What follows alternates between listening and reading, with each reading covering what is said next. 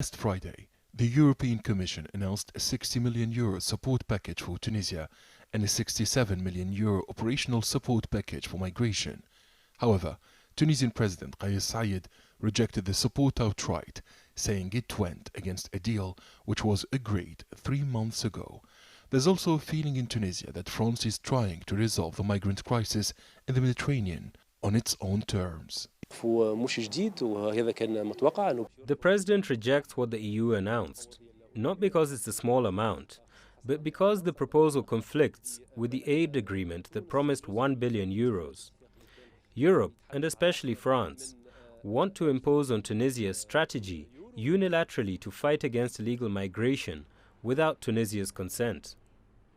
Many political parties in Tunisia have slammed what they described as France's neocolonial behavior, which they characterize as blatant interference in a country's internal affairs and its territorial integrity.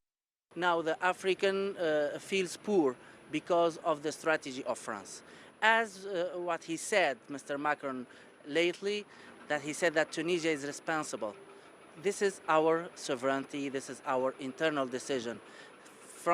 Emmanuel Macron still think about the colonization strategy. He thinks that he's allowed to talk about Tunisia as he's one of his territories. It's not of his territories. Since 1956, we got our independence. Côte d'Ivoire has launched procedures for the introduction of a visa with Tunisia, an Ivorian government spokesman announced on Thursday.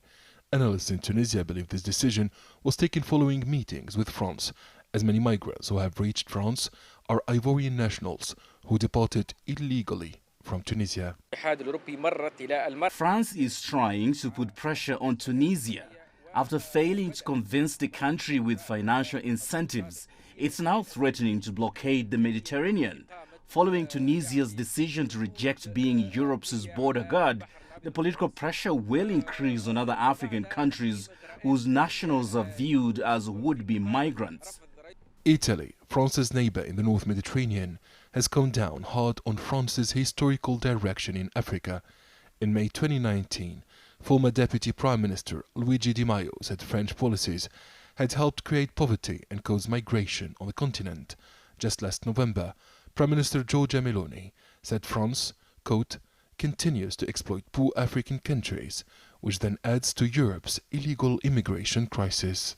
The dispute between Tunisia and the EU has coincided with the arrival of record numbers of migrants to the Italian island of Lampedusa. Experts say Tunisia will not accept a naval blockade of North Africa to prevent smuggler boats from leaving the continent. Adnan Shawashi, CGTN, Tunis.